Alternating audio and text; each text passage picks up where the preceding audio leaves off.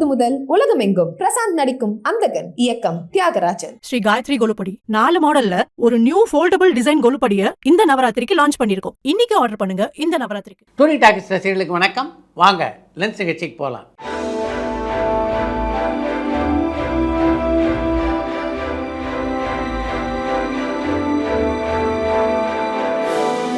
என்னம்மா முதல் கேள்வி? ஒரு படத்தை டப்பிங் பண்றதுக்கு எவ்வளவு செலவாகும்? உதாரணத்துக்கு விடாமுயற்சி படத்தை தெலுங்குல டப் பண்றதுக்கு எவ்வளவு செலவாகும்னு ராஜேஷ் விடாதளம்பட்டியிலிருந்து கேட்டிருக்காங்க. படத்துக்கான டப்பிங் செலவு அப்படின்றது படத்துக்கு படம் மாறுபடும். மிகப்பெரிய கதாநாயகர் நடிக்கின்ற படங்கள் என்றால் அவங்களுக்கு ஏற்ற பின்னணி குரல் கொடுக்கின்ற கலைஞர்களை தேர்வு செய்து அதுக்கு ஒப்பந்தம் செய்யணும் இல்லையா? அதுக்காக கொஞ்சம் கூடுதலாக கூட செலவாகும். நீங்கள் குறிப்பிட்டிருக்கின்ற விடாமுயற்சி போன்ற படங்களை மொழிமாற்றம் செய்து வெளியிட வேண்டும் என்றால் 25 லட்சம் ரூபாய் முதல் 50 லட்சம் ரூபாய் வரை அதுக்கு செலவாகும். நடிகர் மேஜர் சுந்தரராஜன் திரைப்படங்கள்ல வசனம் பேசும்போது தமிழ்ல வசனம் பேசிட்டு அதையே ஆங்கிலத்திலையும் பேசுறாரு. இது இயக்குனர் சொல்லி பேசுறாரா இல்ல அவரே பேசுறாரான்னு கடலாடியிலிருந்து பாலசுப்ரமணியம் கேட்டிருக்காங்க. தமிழிலே ஒரு வசனத்தை பேசிவிட்டு அதை மறுபடியும் ஆங்கிலத்தில் பேசுவதும், ஆங்கிலத்தில் ஒரு வசனத்தை பேசிவிட்டு அதை மறுபடியும் தமிழிலே பேசுவதும் மேஜர் சுந்தரானுடைய பாணியாக எப்படி அமைஞ்சதுன்னா பல படங்களில் தொடர்ந்து அவர் அப்படி பேசியதால் தான் அமைந்தது. ஆனாலும் படத்துடைய இயக்குனர் அனுமதிக்காமல் அப்படி மேஜர் சுந்தரானால் பேச முடியுமா என்ன?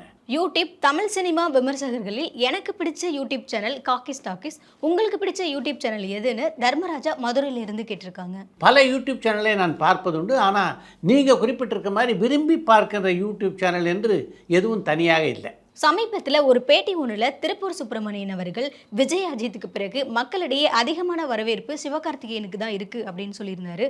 அப்படின்னா சூர்யா, தனுஷ், சிம்பு இவங்களை எல்லாரையுமே சிவகார்த்திகேயன் ஓவர்டேக் பண்ணிட்டாரான்னு மதுரையிலிருந்து முரளி அனுக்கிரகா கேட்டிருக்காங்க. விஜய், அஜித் ஆகியோருக்கு பின்னாலே இன்றைக்கும் திரையரங்குக்கு வந்து படங்களை பார்க்கின்ற ரசிகர்கள் மத்தியிலே சிவகார்த்திகேயனுக்கு தான் மிகப்பெரிய செல்வாக்கு இருக்குது அப்படின்னு திருப்பூர் சுப்பிரமணியன் சொல்லியிருக்காருன்னா அதுக்கு அதுதானே அர்த்தம்.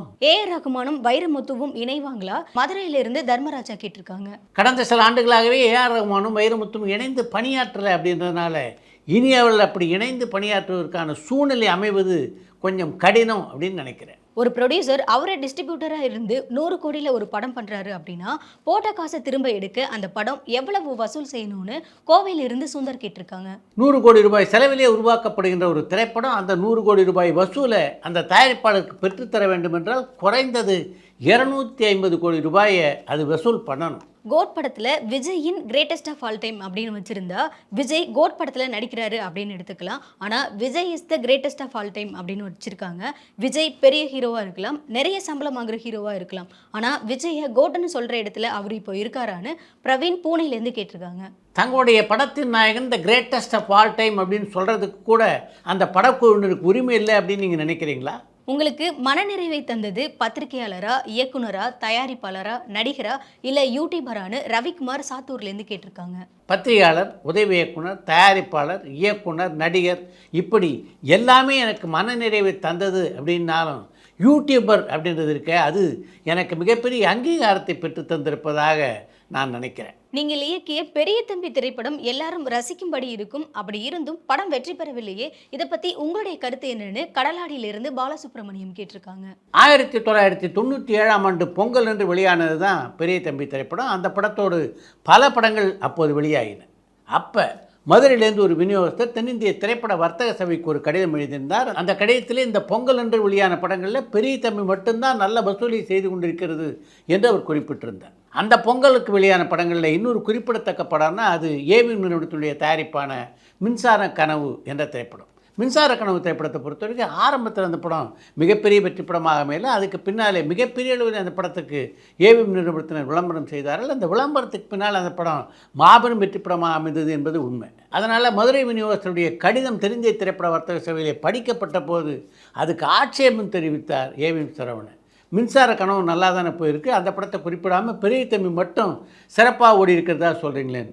அந்த அளவுக்கு நல்ல வசூலை பெற்ற படம் தான் பெரிய தம்பி. அப்படி இருக்க அந்த படம் வசூலே பண்ணலன்னு நீங்கள் எப்படி சொல்கிறீங்க அப்படின்னு எனக்கு புரியல. திரைப்படத்தில் முதல்ல ஒப்பனை இல்லாமல் நடித்த நடிகர் நடிகைகள் யார், எந்த படத்தில் நடித்தாங்கன்னு கடலாடியிலிருந்து பாலசுப்ரமணியம் கேட்டிருக்காங்க. தமிழ் திரைப்படங்கள் பேச தொடங்கிய ஆரம்ப காலகட்டத்தில் பல நடிகர்கள் மேக்கப் இல்லாமல் தான் நடித்தாங்க. உங்களுடைய யூடியூப் சேனலுக்கு உங்கள் ஃபேமிலியோடைய கான்ட்ரிபியூஷன் என்னென்னு கொஞ்சம் ஷேர் பண்ண முடியுமான்னு சாத்தூர்லேருந்து ரவிக்குமார் கேட்டிருக்காங்க. நான் எந்த வேலையை செய்தாலும் என்னுடைய குடும்பத்தினர் என்னை உற்சாகப்படுத்துவார்கள். அது மாதிரி இந்த யூடியூப் பணியும் அவர் உற்சாகப்படுத்துகிறார்கள். அதை தாண்டி இந்த யூடியூப்பில் அவர்களுக்கு ஏதாவது பங்கு இருக்கிறதா என்றால் இல்லை என்பதுதான் உண்மை. லொல்லு சபா மனோகருக்கு தீவிர ரசிகர்கள் பட்டாளம் இருக்காங்க. அப்படி இருந்தும் சினிமாவில் அவருக்கு மிக குறைவான வாய்ப்பு இருக்கு, என்ன காரணம்னு பெங்களூர்லேருந்து சத்யசீலன் கேட்டிருக்காங்க. தொலைக்காட்சி நிகழ்ச்சிகளிலே மனோகருக்கு நல்ல நல்ல வாய்ப்புகள் கிடைத்தன. அந்த வாய்ப்புகளை மிகச்சரியாக மனோகரும் பயன்படுத்தி கொண்டார். அதன் காரணமாகத்தான் இன்றைக்கு மிகப்பெரிய அளவிலே அவருக்கு ரசிகர்கள் இருக்காங்க. ஆனால் தொலைக்காட்சிகளிலே பிரபலமாக இருக்கின்றவர்கள் எல்லோரையும் இந்த சினிமா அங்கீகரித்துக் கொள்கிறதா என்ன? தேசிய விருதுக்காக மகாராஜா படத்தை சப்மிட் பண்ண அந்த படத்துக்கு தேசிய விருது கிடைக்க வாய்ப்பு இருக்கான்னு கோயம்புத்தூர்லேருந்து அஜய் கேட்டிருக்காங்க. தேசிய விருதினை பெறுவதற்கு எல்லா தகுதிகளும் உள்ள படம் நித்திலன் சுவாமிநாதனுடைய இயக்கத்திலே வந்திருக்கின்ற மகாராஜா என்பதிலே யாரும் மாற்று கருத்து கொள்ள முடியாது. ஆனால் இந்த தேசிய விருதுக்கான போட்டியில் இந்தியா முழுமைக்கும் இருந்து எந்தெந்த படங்கள் கலந்து கொள்ளப் போகின்றன அப்படின்றது ரொம்ப முக்கியம். அதெல்லாம் பார்த்ததுக்கு பின்னால் தான் மகாராஜா படம் தேசிய விருதை வெல்லுமா வெல்லாதா என்பதை சொல்ல முடியும். விடாமுயற்சி, குட் பேட் அக்லி இந்த 2 படத்தில் எது முதல்ல ரிலீஸ் ஆகும்னு திருவான்மையூர்லேருந்து செல்வா கேட்டிருக்காங்க. விடாமுயற்சி திரைப்படம் தான் முதலிலே வெளியாகும். அதற்கு பின்னால் தான் குட் பேட் அக்லி படம் வெளியாகும். அந்த முடிவில் தான் அஜித்தும் இருக்கிறார். பழைய நாடகம் ஏதாவது வீடியோ பதிவாக இருந்தால் அதை நம்ம சேனலில் பப்ளிஷ் பண்ணலாமேன்னு சென்னையிலேருந்து பிரீத்தி கேட்டிருக்காங்க. எந்த ஒரு வீடியோ பதிவை நம்ம வெளியிடணும் அப்படின்னாலும் அதற்கான முழு உரிமை நம்மகிட்ட இருக்கணும். அதுதான் சரியான முறையும் கூட. எந்த நாடகத்தினுடைய உரிமையும் இப்போ நம்மகிட்ட இல்லை அப்படின்றதுனால நாடகங்களை ஒளிபரப்பக்கூடிய சூழ்நிலை இப்போதைக்கு டூரிங் டாக்கீஸில் இல்லை. சந்தோஷ் நாராயணன், பாரஞ்சித் இவங்க 2 பேரும் இணைவாங்களான்னு சேரியிலிருந்து ஆனந்த் கேட்டிருக்காங்க. சந்தோஷ் நாராயணனும் பாரஞ்சித்தும் இணைவதற்கான வாய்ப்புகள் இல்லவே இல்லை அப்படின்னு சொல்ல முடியாது.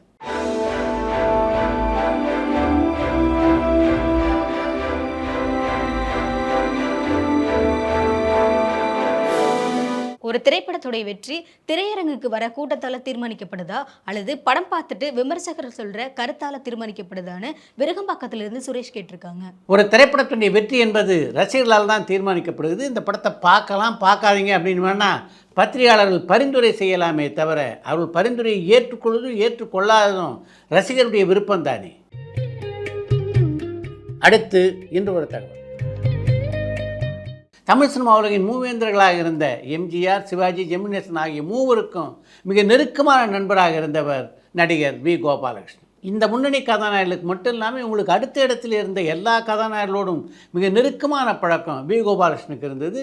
அவருக்குள்ள நண்பர்கள் வட்டாரம் அளவுக்கு இன்றைக்கு எந்த நடிகருக்குமே நண்பர்கள் வட்டாரம் இல்லை என்று சொல்லலாம். அந்த அளவுக்கு மிகப்பெரிய நட்பு வளையத்தை வைத்திருந்தவர் வி. கோபாலகிருஷ்ணன். அந்த நட்பை எதற்காக வி. கோபாலகிருஷ்ணன் பயன்படுத்தினார் அப்படின்றது ரொம்ப முக்கியமான விஷயம்.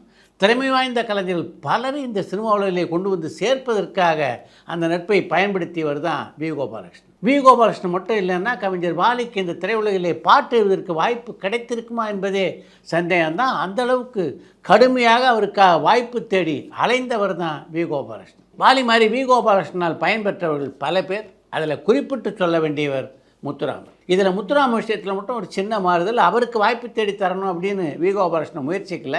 ஆனாலும் அவருடைய நல்ல குணம் காரணமாக அது அப்படி அமைந்து விட்டது என்று தான் சொல்ல வேண்டும். நெஞ்சில் வார ஆலயம் என்ற படத்தை ஸ்ரீதர் எடுத்து கொண்டிருந்த போது அந்த படத்தில் நல்லதொரு வாய்ப்பை தனக்கு வாங்கிவிட வேண்டும் அப்படின்றதுக்காக தான் நடித்த ஒரு நாடகத்துக்கு வரும்படி ஸ்ரீதரை வற்புறுத்தி அழைத்து சென்றார் வி. கோபாலகிருஷ்ணன். அந்த நாடகத்திலே முத்துராமனும் முக்கியமான கதாபாத்திரத்திலே நடித்தார். நாடகத்தை பார்த்த ஸ்ரீதர் முத்துராமனுடைய நடிப்பிலே தன் மனதை பறி கொடுத்தார். அவரை நெஞ்சில் வார ஆலயம் படத்திலே முக்கியமான கதாபாத்திரத்துக்கு ஒப்பந்தம் செய்வது என்று முடிவெடுத்தார். முத்துராமனை பொறுத்த வரைக்கும் அவர் எத்தனையோ திரைப்படங்களில் நடிச்சிருந்தாலும் அவருடைய திரை வாழ்க்கையிலே மிகப்பெரிய திருப்பத்தை உண்டாக்கிய படம்னா அது நெஞ்சில் வார ஆலயம் திரைப்படம் தான். அந்த படத்தில் நடிக்கக்கூடிய வாய்ப்பை முத்துராமனுக்கு உருவாக்கி தந்ததுன்னா அது வி. கோபாலகிருஷ்ணன் தான். அந்த குறிப்பிட்ட நாடகத்தை நீங்கள் பார்த்தே ஆக வேண்டும் என்று வி. கோபாலகிருஷ்ணன் வற்புறுத்தி ஸ்ரீதரை அழைக்காமல் விட்டிருந்தார் என்றால் நிச்சயமாக நெஞ்சில் வார ஆலயம் படத்தில் நடிக்கக்கூடிய வாய்ப்பு முத்துராமனுக்கு கிடைத்திருக்காது என்பதுதான் உண்மை. டைரக்டர் சங்கர் எந்த மாதிரியான உணவை விரும்பி சாப்பிடுவார்? வெளிப்புற படப்பிடிப்பில் எந்த மாதிரி பிரச்சனைகள் எல்லாம் நீங்கள் சந்திக்க வேண்டி வரும்? அண்ணாச்சி டேரக்டர் இட்லி எடுத்து ஒரு அடிச்சு மண்டை உடஞ்சி போச்சுருப்பாங்க. இட்லி எடுத்து அடித்து மண்டை உடஞ்சி ஹாஸ்பிட்டல் தூக்கிட்டு போயிட்டாங்க. டைரக்டர் உங்களை ஹாஸ்பிட்டல் நேரம் வர சொன்னாருப்பாங்க. ஐயோ என்னையே இட்லி அதான் கல் மாதிரி இருந்துச்சு, அவர் தூக்கி அடிச்சாரு டக்குன்னு மண்டை உடஞ்சி. இப்படியெல்லாம் ஒரு இட்லிக்கே இந்த பிரச்சனையை நாங்கள் பாஸ்தாவையும் நூடுல்ஸும் கொடுத்து எங்கள் நிலைமை என்ன வாங்கும். பரபரப்பான சினிமா செய்திகள், நட்சத்திரங்களின் பேட்டிகள், சினிமா வரலாறு ஆகியவற்றை பார்க்கவும் படிக்கவும் உங்களுக்கான இணையதளம் tourandtalkies.co.